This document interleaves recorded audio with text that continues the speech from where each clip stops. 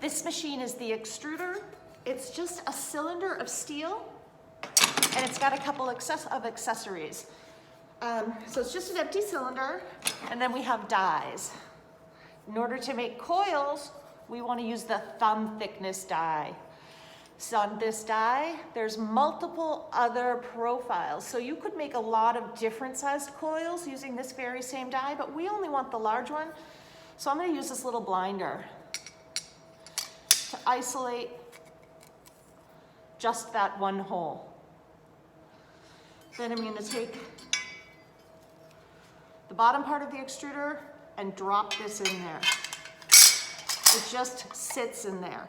Now, if you want, you can take a little wad of clay and anchor it so it doesn't shift around. So it doesn't shift around while you're attaching it. And then these little hooks just hook over these metal bars here. And you can look underneath to make sure it hasn't shifted. Then you go grab your tube of clay.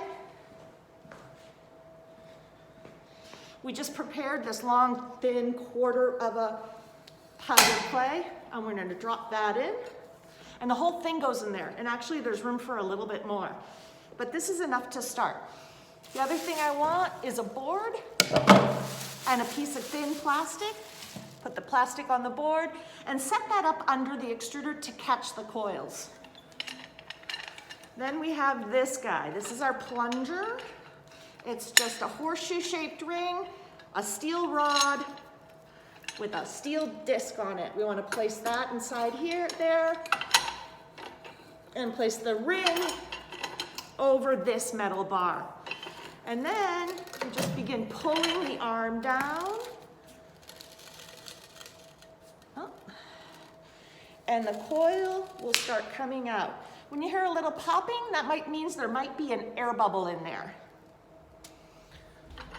You want to be really careful not to hit yourself with this metal bar. And sometimes you'll get a little extra clay that sort of sneaks around the side.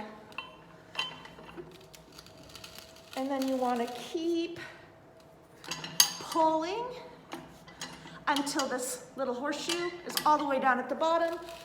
And one final pull until you've touched the bar here. Then you see all of these nice coils. As they fall, we let them fall into a circular pattern to get those particles moving in the correct direction. And then I'm going to cover them and keep them wet. Now, the most important part about using the extruder is backing this rod out.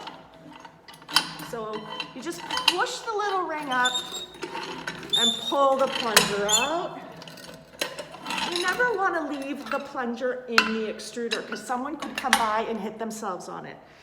And then after you've used the extruder, you want to remove the dies and clean out all the clay, or partner with somebody else who wants to extrude the same clay body right after you.